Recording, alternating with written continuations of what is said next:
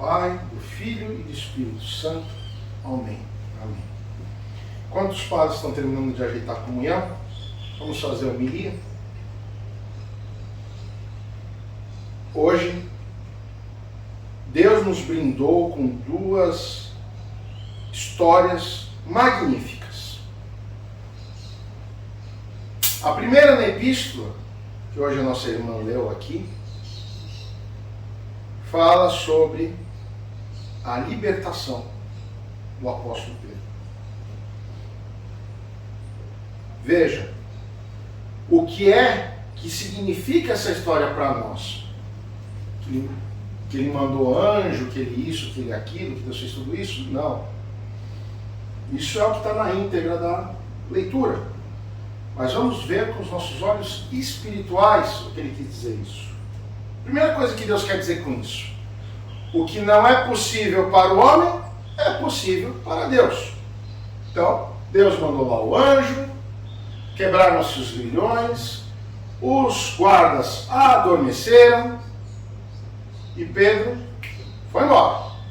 Ganhou o mundo. Como diz ali, ganhou a rua. Depois, o nosso querido Padre Nicolau nos leu sobre a história de Zaqueu e Jesus. Comentava entre os padres antes da missa o seguinte: quem era Zaqueu? Era um coitado? Era uma pessoa deficiente? Qual era o problema do Zaqueu? Nenhum. Aos olhos da sociedade, ele era um judeu proeminente, ele era um judeu rico, de posição naquela sociedade daquele tempo, tinha uma bela família, seguia os preceitos judaicos, e a vida dele ia de vento em popa, como se fala. Para que ele precisava de Jesus? Para nada. Afinal de contas, na concepção daquela época dos judeus, Jesus apenas era mais um professor, mais um mestre. Quando ele fala mestre ali, é professor. É como no grego falamos daskalos ou daskalos, né? Daskalos. Entendeu? Então, o que acontece?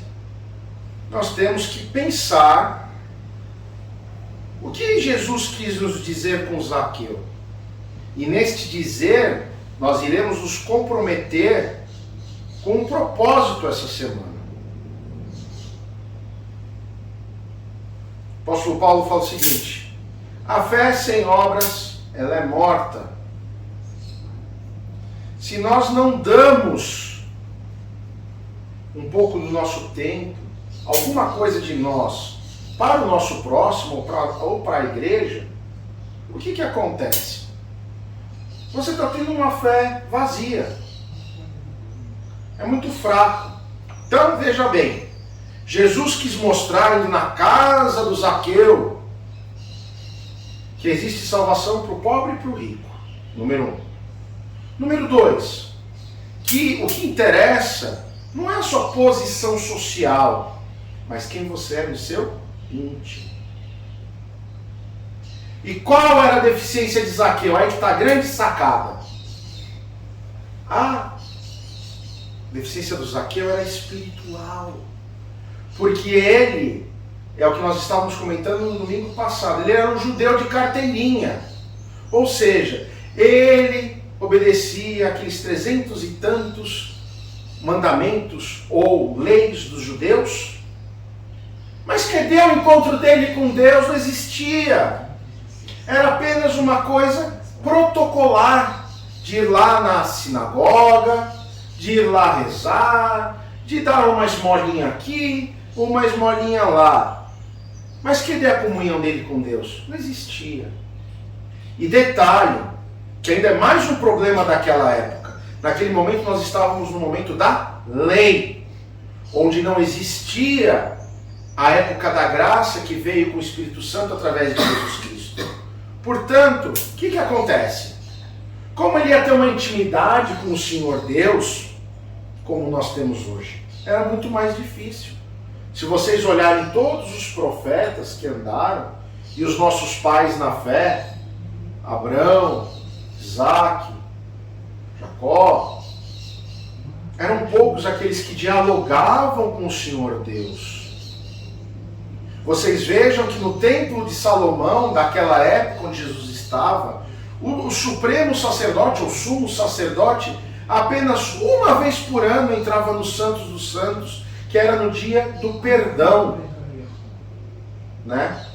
De forma, e mesmo assim amarravam uma corda nele, porque se ele tivesse em pecado ele voltava morto.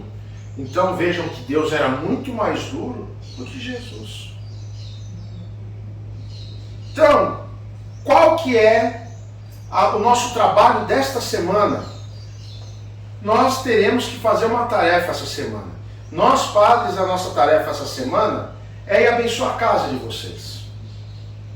E qual é a tarefa de vocês? Ajudar o próximo essa semana de alguma forma. Ajudar o próximo é ajudar a igreja, ajudar o próximo é ajudar o padre, ajudar o próximo é ajudar o seu vizinho, o seu filho. E se você quer fazer realmente um trabalho forte perante Deus, ajude o seu inimigo. Fale algo bom para ele. Não custa nada para você, fisicamente, monetariamente. Mas põe ele para pensar sobre Deus, sobre essa palavra. Principalmente a palavra que nós ouvimos na epístola, que Deus mandou o anjo quebrar os grilhões do apóstolo e libertá-lo daquele jugo do Império Romano. Vamos ser libertos essa semana do jugo de Satanás, do jugo desse mundo, das suas heresias. Nós ortodoxos, ou melhor, eu vou expandir essa palavra. Nós cristãos, que nós somos cristãos, com C maiúsculo. Os nossos valores são inegociáveis. Portanto, nós não podemos aceitar, nós não podemos permitir que a sociedade dite o certo e o errado. Porque hoje nós estamos num momento em que o que era certo virou errado e o que é errado virou certo. Estamos num momento onde estão querendo destruir a célula, que é a família, o papai e a mamãe, em que o filho pode ser o que quiser, como quiser, na hora que quiser e se quiser. E com isso, amados, as nossas futuras gerações vão se perdendo. Não temos mais amor a Deus. Eu não estou nem falando temor, mas amor a Deus. Não temos mais amor aos pais, respeito aos pais. São uma geração perdida, que não sabe o que é da vida. Como será? Nós temos que ter metas, nós temos que ter sonhos. Deus nos proporciona maravilhas e bênçãos na nossa vida. Como é que nós vamos viver uma vida perdida? Não podemos. E cabe ao pai e à mãe, com amor, mas com rigidez no sentido de chegar e não ter medo de falar: meu filho não pode ser assim. Você pode não gostar hoje, mas amanhã, quando você tiver com 30, 40 anos, você vai olhar e você vai dizer: ah, bem dizia o meu pai ou a minha mãe, ou o meu avô ou a minha avó. Puxa vida, agora eu vou pôr em prática. Então não deixemos para amanhã o que podemos fazer hoje. E o que nós podemos fazer hoje? Ajudar o próximo, amar o próximo. Vocês veem o Zaqueu ali, ele pela salvação, não é que ele fez um pacto com Jesus, dizendo: olha, eu vou dar metade da minha fortuna e vou restituir 4 vezes mais a quem talvez eu tenha prejudicado, e te seguirei. Mas na cabeça dele, o que era a coisa boa que ele tinha para dar? O trabalho dele. E o trabalho dele virou o quê? Dinheiro. deu dinheiro. Então, como ele tinha apreço ao dinheiro dele, ele doou aquilo que ele era mais caro, né? E ele mudou o jeito dele pensar e caiu na simplicidade do Cristo. Então, nós temos que fazer a mesma coisa. Nós temos que fazer uma nova aliança com o Cristo. Eu não gosto de usar pacto, porque pacto é com Satanás. Deus não é Deus de pactos. Que Deus não precisa de absolutamente nada de você. Mas se Deus vê a tua boa vontade e você caminha perante Deus dando o teu melhor, seja lá o que for, Deus faz por você. Porque Ele conhece o teu coração como a palma da mão. E Ele sabe exatamente quem você é, o que você é e o que você vai fazer. Então, nesse momento, vamos supor, nós estamos daqui a pouco começando o período do triódio, que é a preparação para a nossa Páscoa. Então nós vamos ter aí 40 dias que nós vamos ficar na quaresma. E eu falei para minha mãe, esse ano eu vou deixar de fazer o que mais eu gosto. Eu vou deixar de comer o que mais eu gosto, mesmo sendo lícito. Eu vou deixar de beber aquilo que eu mais gosto. Porque Deus precisa que eu faça isso? Não, para Deus tanto faz. Deus é Deus, comigo ou sem eu. Agora, eu sem Deus não sou nada. Então, um exemplo, eu disse para minha mãe, eu adoro Coca-Cola. Pois, do primeiro dia do triódio até a ressurreição, eu não vou colocar uma gota de Coca-Cola na boca. Vamos supor que você gosta de usar joias, ou qualquer coisa de beleza, por exemplo, uma mulher. Você vai fazer uma aliança com Deus, que você vai deixar de usar isso, que é algo que você gosta demais, que te faz muito bem, e vai entregar esse sacrifício para Deus, para você alcançar, de repente, uma graça que você necessita. Ou, mais importante do que isso, ter uma sintonia, ter uma intimidade com Deus que você não tinha antes. E você tem o desejo. Foi o que o Zaqueu fez. Ele deu o seu melhor para ter a intimidade com o Cristo, com o Criador. E ser uma nova pessoa. Então, cada um que faça um propósito conforme a sua possibilidade, seja de alimento, seja de ceder o seu tempo para o próximo, ajudando o próximo, seja de você ofertar a casa do Senhor, que também precisa. Você vai escolher o que o teu coração tocar. O que for mais caro, mais precioso, para que Deus se agrade do teu sacrifício e Ele te entrega aquilo que você precisa para evoluir como cristão, para você ser mais feliz. Ontem ainda me perguntavam, bispo, por acaso é certo uma pessoa ir à igreja todo dia, tomar comunhão todo dia? Isso não é demais? Eu disse, olha, cada um de nós tem suas fraquezas e dificuldades.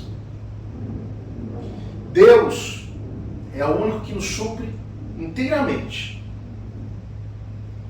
Portanto, não recrimine essa pessoa, porque talvez ela esteja passando por um momento difícil na vida dela, em que ela precisa do corpo e do sangue do Cristo, para ela poder acordar no dia seguinte, para ela conseguir caminhar, para ela conseguir viver e para ela não desistir da vida dela.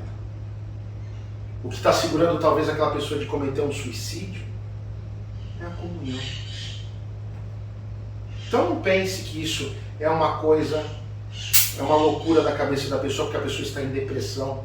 Talvez essa pessoa não está pior, porque Deus está ali, ó, segurando-a no colo, num momento tão difícil de uma perda, seja lá qual for da vida dela.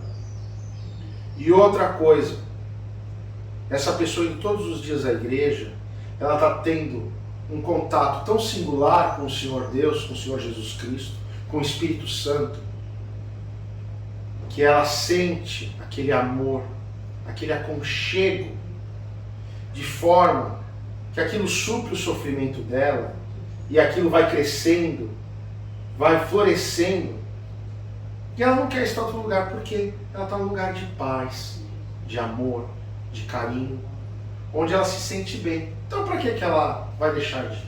Então pensemos assim, com esse amor, com esse carinho, e façamos um firme propósito, como Zaqueu fez, para poder ter a vida eterna, a salvação entrar na sua casa, no seu coração.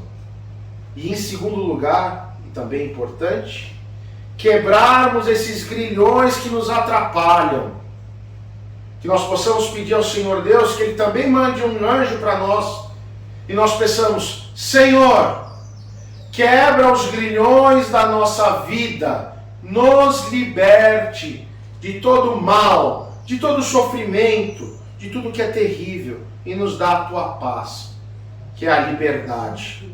Pensemos assim. Deus abençoe vocês. Um santo e abençoado domingo. Aos que quiserem, estamos benzendo as casas. Padre Nicolau está abençoando as casas no ABCD, é só procurá-lo. Na Zona Leste, Padre Alexandre está abençoando as casas. E quem quiser que o bispo vá à casa, é só chamar. Estamos aqui para servir a todos vocês. Temos que levar a bênção e a graça de Deus à casa de cada pessoa que quiser, transmutando, melhorando, abençoando e dando tudo de bom que o Senhor Deus pode dar, porque nós fazemos, mas é a graça de Deus, porque nós não temos poder para nada. Santo Domingo.